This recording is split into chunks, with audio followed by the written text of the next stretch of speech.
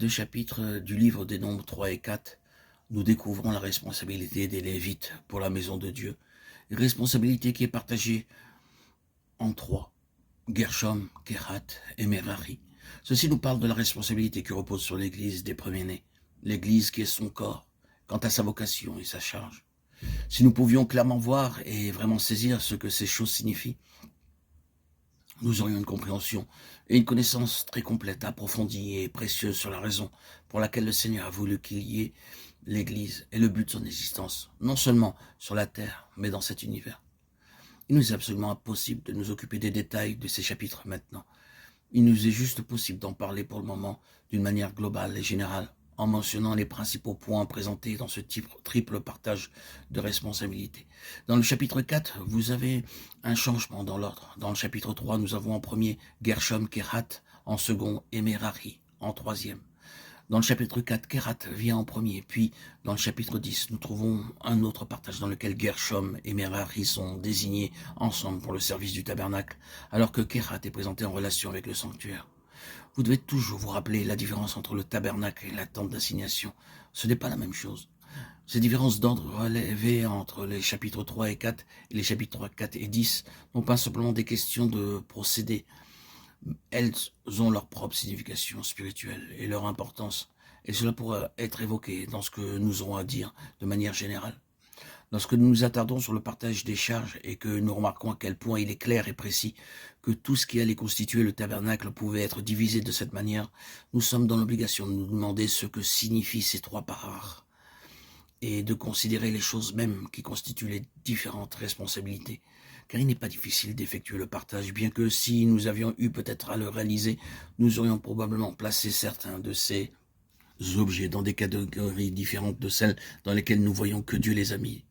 Pourtant, il n'est pas difficile de constater qu'ils s'inscrivent très facilement dans ces trois partages, et que par conséquent, ceci représente trois aspects de la révélation complète de Dieu, pour laquelle la responsabilité incombe à l'Église. Et dans l'Église, alors que ces parts forment un ensemble, et ne sont finalement pas détachées les unes des autres, nous voyons que des tâches sont assignées à certains membres qui les prennent en charge d'une manière précise. Par cela, nous voulons dire que le Seigneur donne à certains une révélation, une responsabilité, un ministère particulier qui correspond à l'observation de certaines tâches. Et lorsque vous revenez aux lettres aux Éphésiens et aux Colossiens, vous trouvez l'évidence de la responsabilité individuelle, spécifique, très clairement énoncée. Alors que toutes mènent à une même finalité, sont liées à un même objectif, il est donné à certains de maintenir cet aspect du témoignage et à d'autres cet autre aspect. Ou nous pouvons le formuler autrement en disant que certains sont caractérisés par une charge particulière en relation avec l'ensemble du témoignage et que d'autres le sont par une autre qui est distincte. À présent, le danger se trouve dans le fait de séparer ces responsabilités, d'en faire des compartiments hermétiques, au lieu de reconnaître à quel point elles sont liées et interdépendantes. Nous en dirons peut-être davantage plus tard, mais nous mentionnons uniquement d'une manière générale ce que nous avons ici, sans chercher à entrer dans les détails et en agissant de la sorte. Il nous est possible de nous rapprocher des différentes parties. Avant d'aller plus loin, demandons-nous quel est l'objectif en vue. Il est double.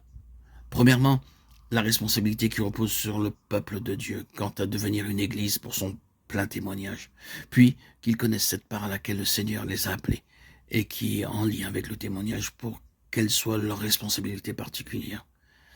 Et si un troisième existe, c'est le lien entre les deux premiers. Reconnaître que tous les aspects sont liés et se préserver du danger du détachement, de l'exclusivité et de l'isolement de n'importe quel ministère.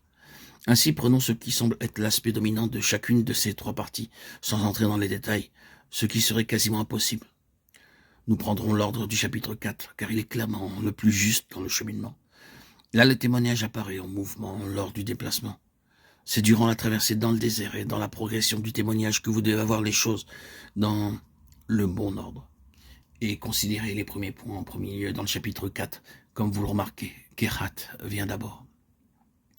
Il serait peut-être utile ici encore de revoir les charges attribuées à chacun. Dans le chapitre 3, Gershom a la responsabilité de tous les rideaux et de toutes les toiles de la tente d'assignation. Kehat, celle de l'arche, la table, le chandelier, les autels, les vases et le voile.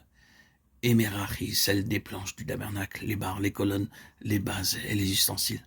Ainsi, en prenant l'ordre du chapitre 4 qui commence avec Kehat, nous remarquons d'après ce que nous avons lu que la responsabilité ici concerne ces objets qui sont en relation directe et immédiate avec Dieu. Il est question des objets situés à l'intérieur. L'arche, la table, le chandelier, l'autel, les vases et le voile. Là, vous arrivez de la manière la plus directe en contact avec Dieu lui-même, avec la divinité. Car si vous regardez de plus près, vous constaterez qu'ici, vous êtes en relation avec les personnes divines, le Père, le Fils et le Saint-Esprit. Dieu, entre les chérubins, au-dessus du propitiatoire, dans l'effroi de sa sainteté, pourtant en tant que Père, parce qu'il y a la clémence, la miséricorde, le trône de grâce. Il n'est pas uniquement le Dieu tout-puissant, mais le Dieu tout miséricordieux. Il est le Père en raison de la présence du Fils. Et le terme même Père n'a aucun sens s'il n'y a pas d'enfant.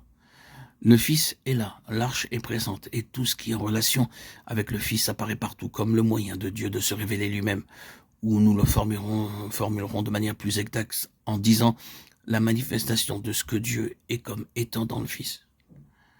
Le Saint-Esprit est là, dans l'huile et dans la lumière, et dans cet élément intangible qui, cependant, est la puissante influence de l'ensemble.